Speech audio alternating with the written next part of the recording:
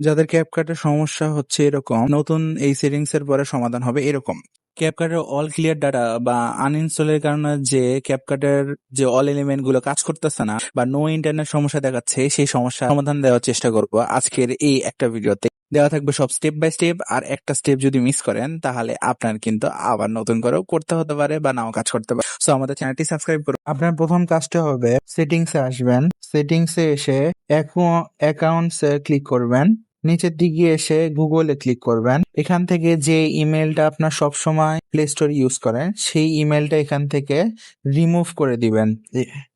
ওই ইমেলে ক্লিক করবেন, মোরে ক্লিক করবেন, রিমুভ অ্যাকাউন্টে ক্লিক করবেন, ইমেলটা রিমুভ করে দিবেন। তারপরে প্লে স্টোরে নতুন ইমেলটা অন করে নেবেন। ব্যাস, আপনার এখানকার কাজ শেষ। তারপরে আপনার পুরানা ক্যাপকাট আছে সেটা অ্যাপ ইনফোতে চলে যাবেন, অ্যাপ পারমিশনে ক্লিক করুন। এখানে যত ধরনের অপশন আছে সবগুলো অ্যালাউ করে দিবেন। তারপরে ফোনটা রিস্টার্ট দিয়ে মোবাইলটা চালু করে নেবেন। পুরানা ক্যাপকাট আনইনস্টল করে দিন।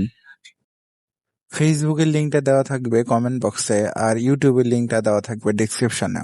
তারপরে আপনার এই নতুন ক্যাপকাটের যে আমার ভার্সন আছে এই ভার্সনটা আপনাকে ডাউনলোড করে নিতে হবে। তারপর ক্যাপকাট ওপেন করবেন, নিতে যাবেন, সেটিংসে ক্লিক করবেন, এখানে বিজনেস ক্রিয়েট মোডটা অন করে দিবেন। তাহলে আপনার সব ধরনের এলিমেন্ট একদম 100% কাজ করবে।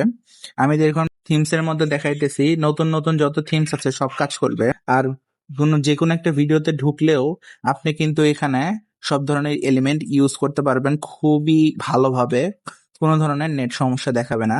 দেখবেন যে যত এলিমেন্ট আছে বা যে ভিডিও অ্যানিমেশন গুলো আছে, তারপরে হচ্ছে ইফেকশন আছে, যে ভিডিও ইফেক্ট, এগুলোও কিন্তু একদম 100% কাজ করবে। আর আমি সবাইকে বলবো ভিডিও আপলোড করার সময় অবশ্যই এই ইনহ্যান্সটাকে অবশ্যই অ্যাপ্লাই করবেন, তাহলে আপনার ভিডিওটাও আপনার ভিডিওটাও অনেক ভালোভাবে কাজ করবে।